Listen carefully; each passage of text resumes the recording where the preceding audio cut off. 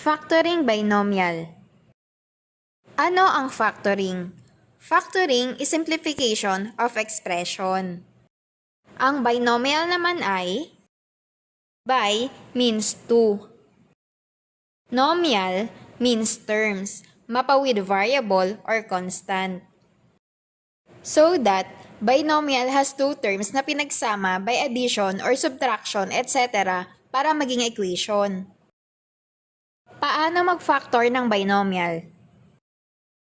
Sa example, 2x plus 6.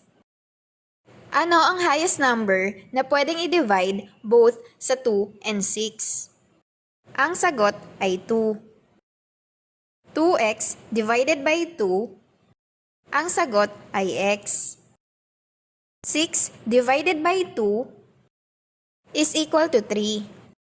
Ang factor ng binomial na 2x plus 6 ay 2 times x plus 3.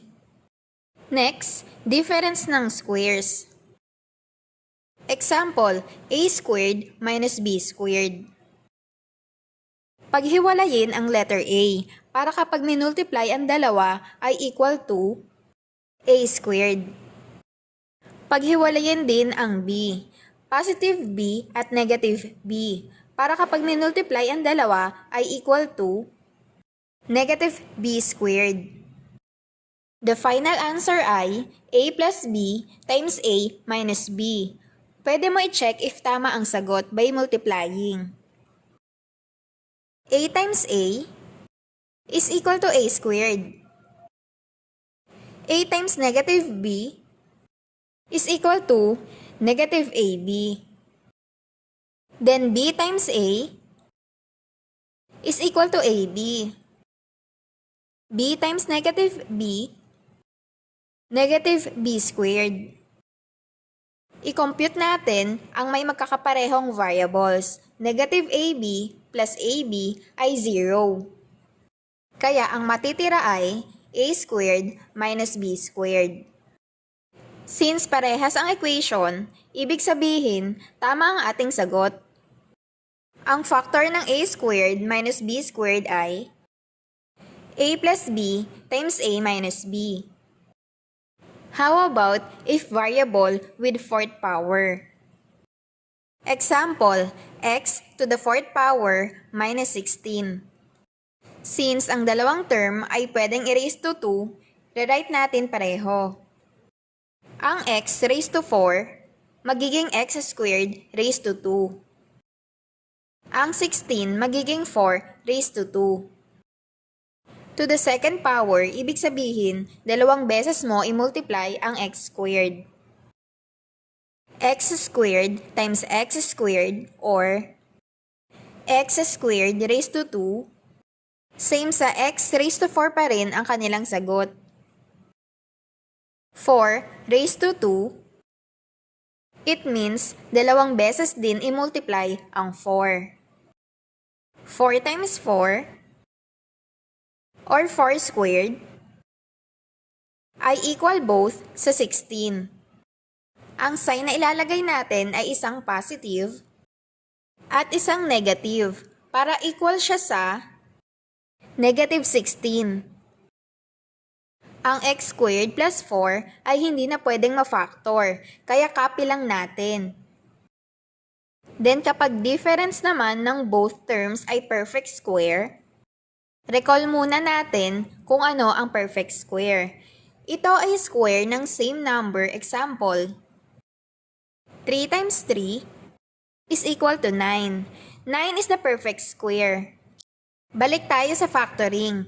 Kapag difference ng both terms ay perfect square, i-apply natin ang formula ng difference of squares.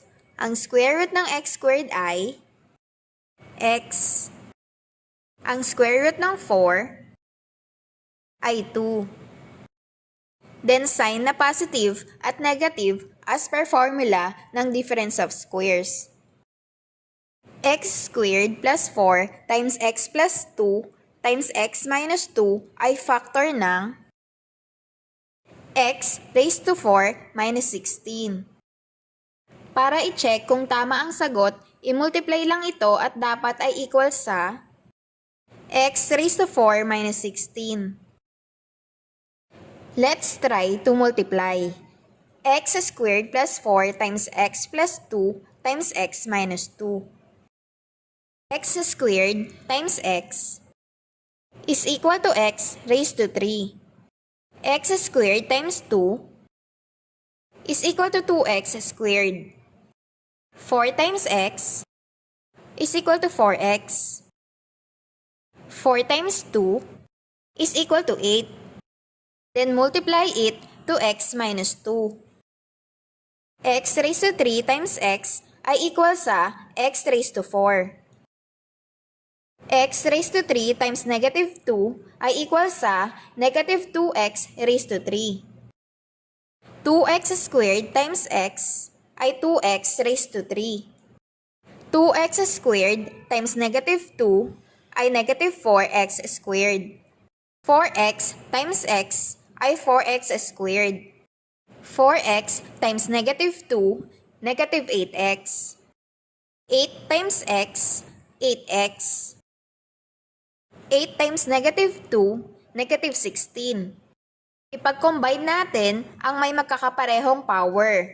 Negative 2x cube plus 2x cube. Ito ay equal sa 0, kaya cancelled out natin.